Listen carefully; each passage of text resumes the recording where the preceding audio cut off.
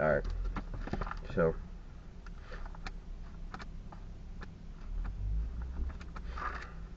for us people who can't read music, or forgot how to read music, or whatever.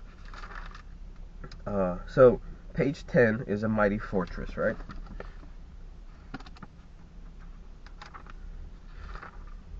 Page 10.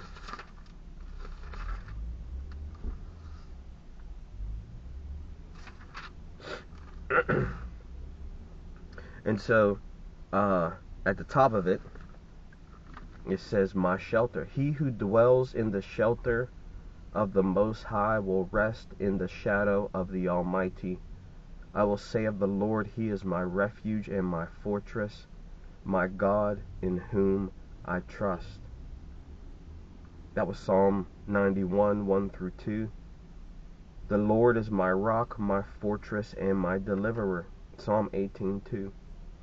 And so, this one,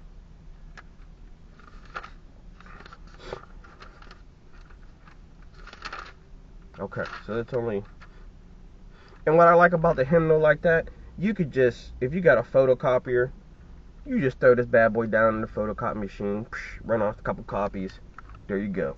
Here's the lyrics of our song. Here's the music sheets. I can't really read music, but it does give me the starting key.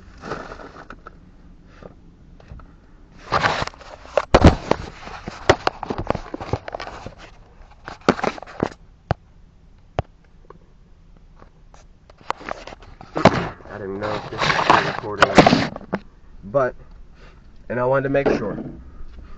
Alright, so this says D. Let me go to my tuner here.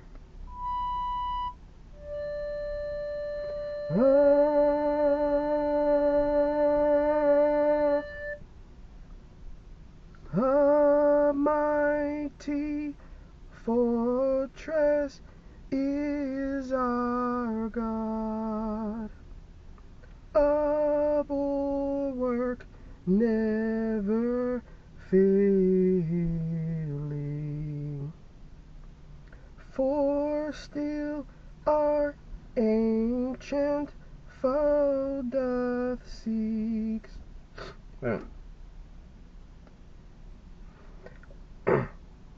A brother needs to learn how to sing this song. But as you can see, I need some practice. I need to tune up my vocal cords. I'm still a little bit sick, but you get the point. Hopefully, I'm going to have to relearn how to sing some of these hymns. It's been such a long time since I sung a hymn that my brothers might be a little bit rusty, might not know all the words. This is why I got the music. This is why I got my tuner to keep my, brother needs to retune some of his chords to get his pitches on top. But if I don't have a need for that, if I don't have a habit of that, if I don't use it,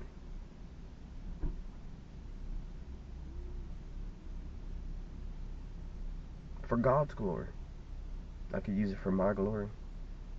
Your vocal talents, your vocal gifts, your vocal abilities, whatever talents, gifts, or skills that you have, you could use that for your own benefit, for your own glory.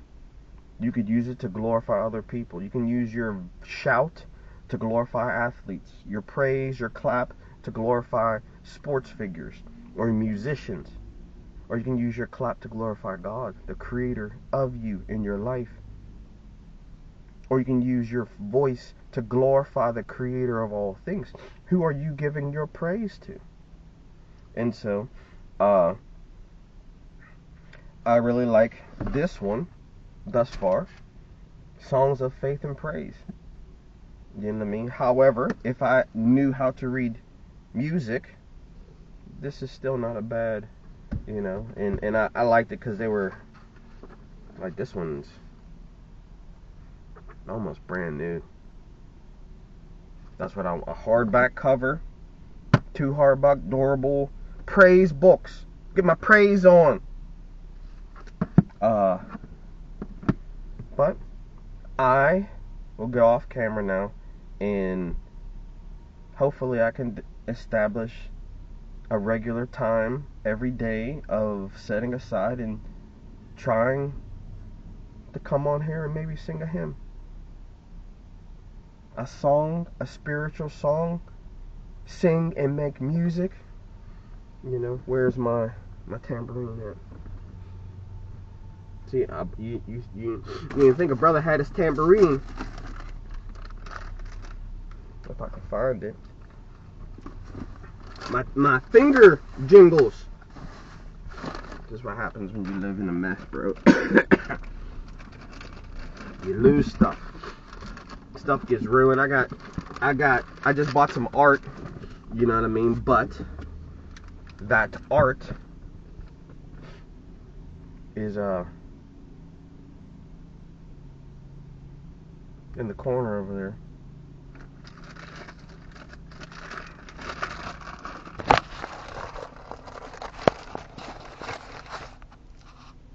Because I'm living in a mess. And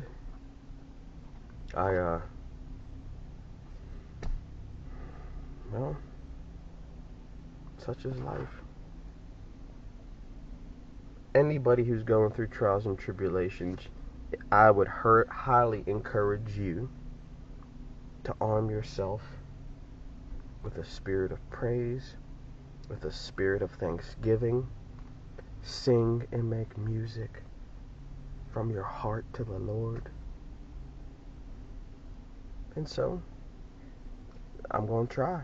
Now, I somehow, oh, here they go. My tambourines right there. My feet, they go on your fingers. Let me show you real quick. Well, I got it. I found them at the right time. I truly think, like, I misplace things all the time. It's here. I lose it. You know. But,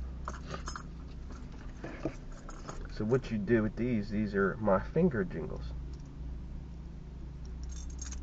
Okay, you put them on your fingers, like such. And I think there's aluminum and brass, you know, but all you really do is just clap. Clap your hands, O ye people.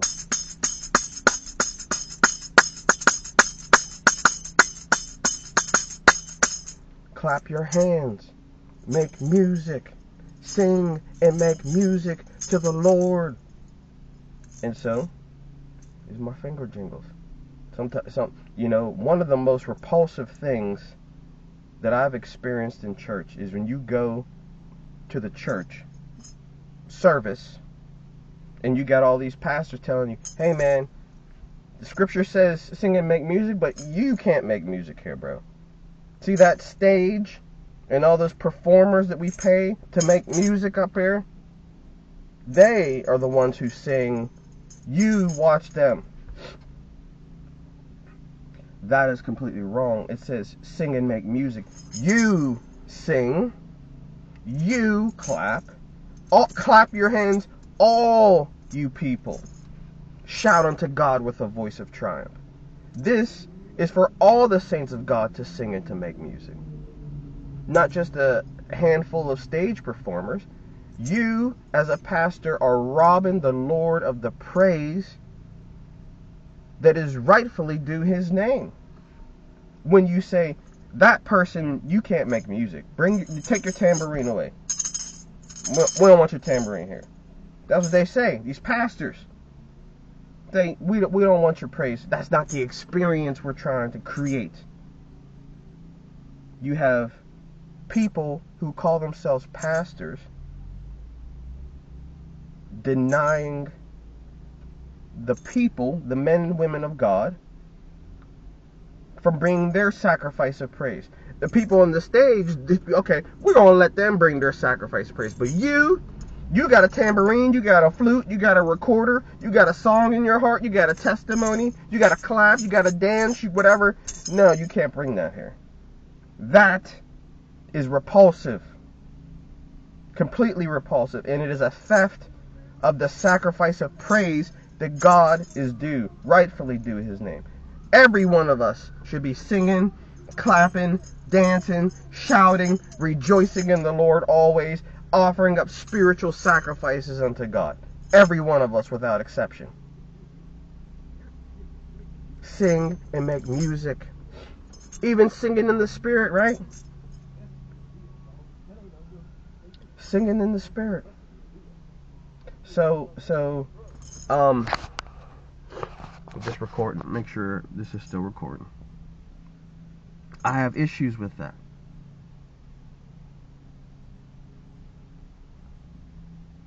When the Spirit of the Lord is, there is freedom. There is a freedom to worship. There is a freedom to praise. There is a freedom that comes as a result of allowing people to offer their sacrifices of praise. Instead of rejecting and denying and say, hey, you can't bring that here. How dare you deny worship and praise unto the Lord because you think you a pastor? That you have the right to deny the Lord's worship and praise. In a place where you say this is the Lord, you say this is the Lord's house, and somebody's coming to bring their sacrifice of praise to the Lord, but you say, no, you can't bring that. No, we don't want that here. Who are you with no spirit of praise and worship in your heart to say you can't praise and worship? That's my question. How dare you, someone who claims to be a pastor, who got a job, who says they're watching over the Lord's house, but yet people coming to bring their sacrifice of praise and say, nope, can't bring that.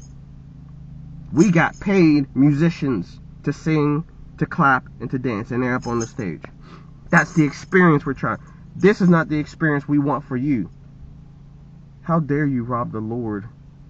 And how dare you quench the Spirit of the Lord?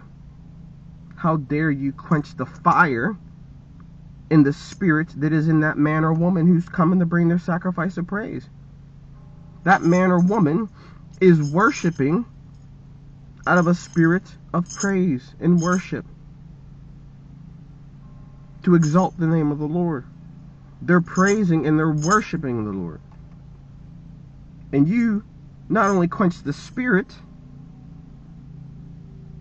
but you quench the spirit that is inside that man or woman. You put water on his fire or her fire. And that's why, me personally, if you come at me with don't sing, don't clap, don't dance, don't shout, don't worship, you're trying to pour water on my fire. And I got to protect my fire. I can't let my light go out, my lamp go out, because you don't want to see somebody dancing, singing, happy, rejoicing in the Lord. And so, anybody who says, we don't want your praise and worship, well, you don't want me here.